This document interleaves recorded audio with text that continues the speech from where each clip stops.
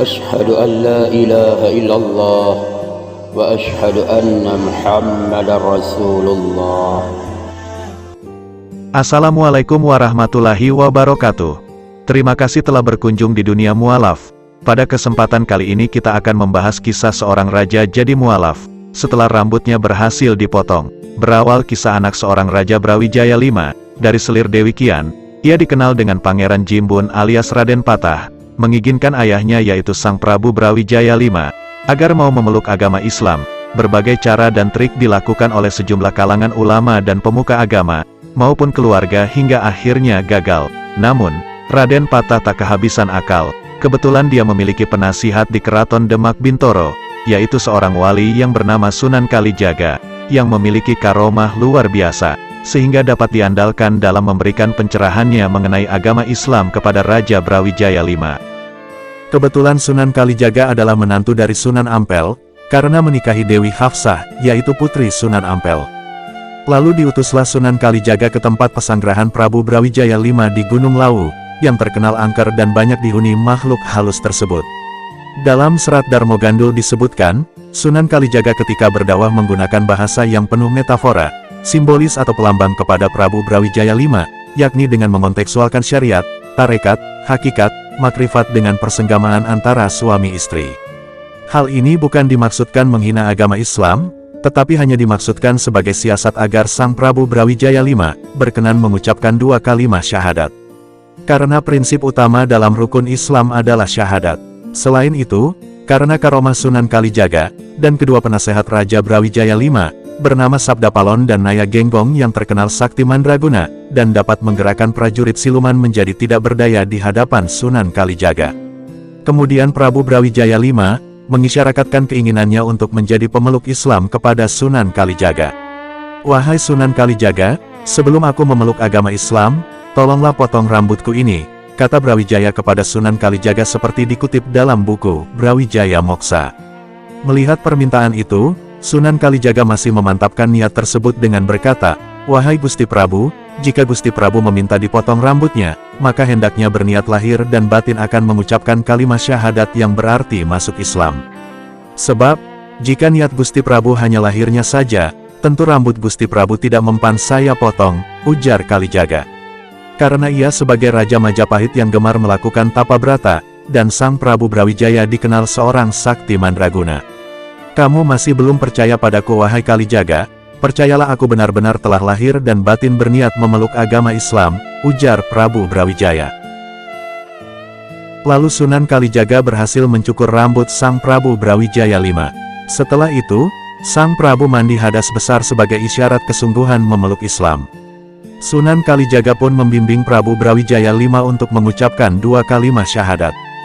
Dengan mengucapkan kalimat syahadat berarti Sang Prabu benar-benar telah memeluk agama Islam.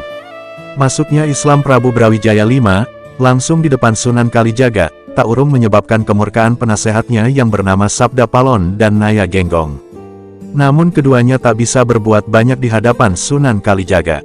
Kedua penasihat spiritual ini pun kemudian pergi meninggalkan Prabu Brawijaya V dan mengeluarkan kutukan bahwa mereka akan kembali menguasai tanah Jawa 500 tahun lagi. Setelah kepergiannya Sabda Palon dan Naya Genggong, maka Prabu Brawijaya V benar-benar menjalankan syariat Islam yang diajarkan Sunan Kalijaga.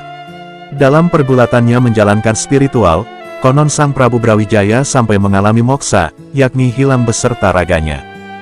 Raja Brawijaya V ini, dengan nama aslinya Kertawijaya, berdasarkan prasasti Jiu tahun 1486 Masehi.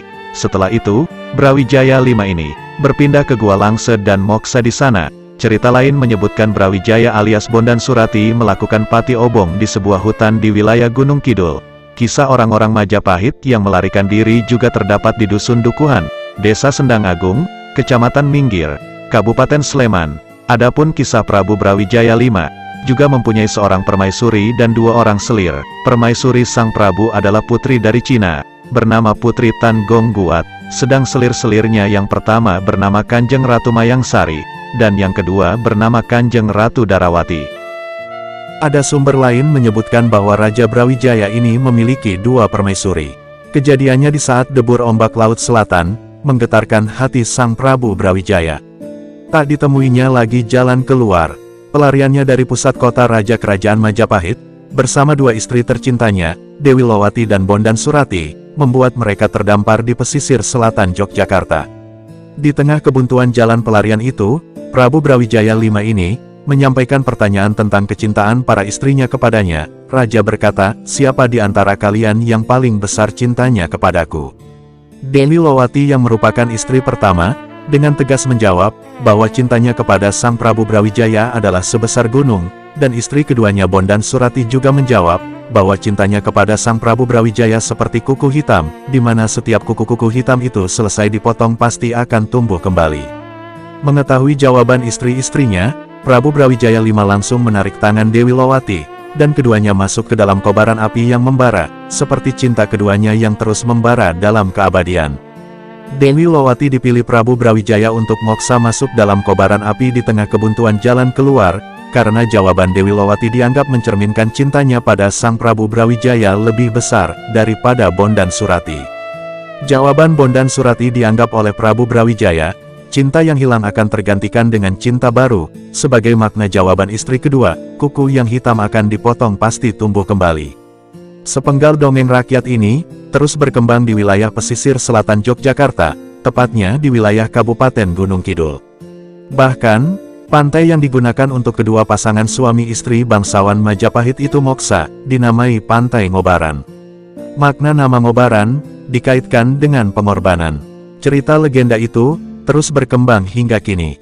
Bahkan, diyakini oleh banyak kalangan, Prabu Brawijaya V yang disebut-sebut sebagai raja terakhir Majapahit, menjadi awal keturunan raja-raja Yogyakarta dan Surakarta. Adapun makam panjang atau makam Prabu Brawijaya V terletak di Dusun Unggahan, Desa Trowulan, Kecamatan Trowulan, Kabupaten Mojokerto.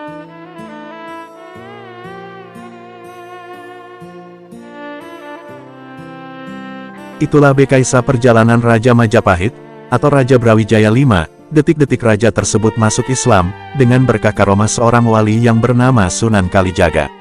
Bagaimana tanggapan saudara-saudari kami? Tulis di kolom komentar. Terima kasih. Demikianlah yang dapat kami sampaikan, semoga bermanfaat hendaknya.